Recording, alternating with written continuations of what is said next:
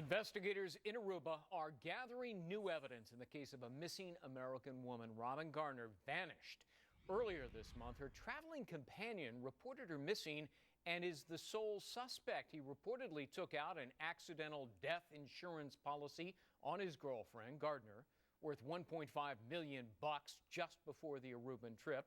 Tried to collect the money, reportedly, just 2 days after she vanished. Let's bring in our legal panel. Mercedes Cohen, a Fox News legal analyst. David Schwartz joins us, defense attorney and a former prosecutor. All right, good to see you both. Great to see you. You know, look, some people say, wait a minute, who takes out a life insurance policy on his girlfriend? But let me just play devil's advocate. What if it was the typical kind of all-inclusive, trip insurance you get? There's a little bit of, the lodging and the airfare, and oh yeah, an extra $14, you get a life insurance policy. You check the box and go, okay. But here's the timing of it is really, forget the policy as much as when the investigators were out looking for Gardner. No one assumed that she had been dead within 48 hours, yet he goes and collects an insurance policy, and that's what he really tries to. He tries to collect on it just 48 hours after he reports her missing. Meanwhile, the authorities are still looking for her as if she were alive. The only person that could have known that she's not alive is the suspect, which is Giordano. You know, David, there is also word that he was trying to get some of the money to use to help in the search, so maybe that helps him. Yeah, I mean, look, that in and of itself is not evidence of guilt of a murder whatsoever. So the Aruban authorities have to come up with a lot more besides an insurance policy and an attempt to collect on an insurance policy. And I'd like to know the facts behind that whole attempt. Yeah, well, it does go to the issue of motive, murder for money, but right. And it's also circumstantial. I mean, there are friends that are coming out and say Gardner would never have been in the water, first of all. She had extensions, and she knew she paid thousands of dollars for those extensions. If she went in the water, they would disintegrate. She knew that. She doesn't go in the water yet. Somehow he says that she's been snorkeling. Then this policy, then he goes and tries to collect that in 48 hours. They had vodka and grape juice or whatever and orange juice or something before they went. That might play a role in it. I'm just trying to think of the what ifs. But then there are these photographs that were found on his camera. They're described by Taco Stein, who's in charge of I guess he's the prosecutor. It's quite a name. Explicit, graphic, and disturbing beyond pornographic. That's what he says about him. What do you think of that, David?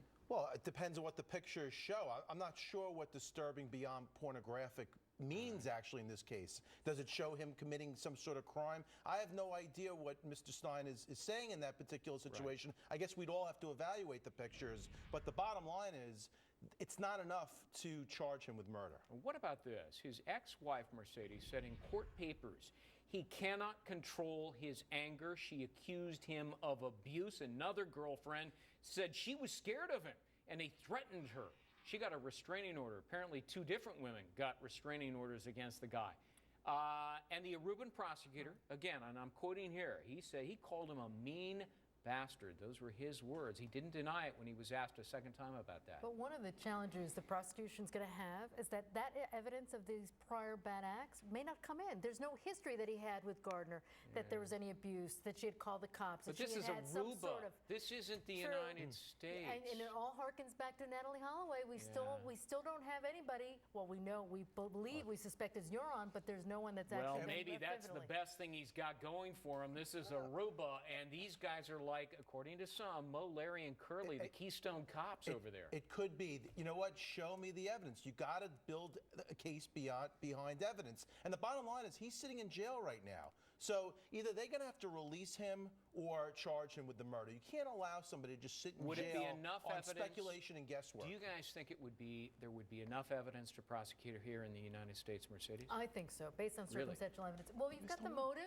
You have the individual that saw her last. The timing of it is really suspect. And I don't prescribe to the no body, no case. There's enough circumstantial evidence that can lead to the conclusion, the reasonable conclusion. Allegedly, David went to an isolated part of the island. I've been to Aruba a couple of times. I mean, it's like a big rock out there in some areas, very rural. They apparently chose a place to go snorkeling where nobody was. I mean, God forbid I should ever go with my wife someplace and she drowns under circumstances like that. But it's highly speculative, Mercedes. I'm not sure where they would have evidence to charge him at this moment in time. There's nothing that ties him to a murder. And There have been drownings, by the way, in that area. The way the tides work, they recover the bodies very shortly after the drowning. Somehow, this body has not been recovered yet. Right. And there's some evidence, or at least some speculation, there's been blood on rocks, so they're looking into that. Yeah, but now they're throwing cold water on that. No pun intended. But let me throw one more thing at you. He stopped cooperating with police. He refused voluntarily to give DNA in the case, which may or may not be relevant. And then he allegedly tried to leave the island. Flight as consciousness of guilt? Right. Flight risk, absolutely. And he tried, and he was stopped as he was attempting to come back into the United States. As far as the part of not talking to the police, I'd advise anyone, if they're a suspect in a murder case, you're better off calling a lawyer and not talking to the police. Well, he has a lawyer. He's just not cooperating with his lawyer. All right. David Schwartz, Mercedes Colwin. Good to see you both. Thank you so Thank much. you.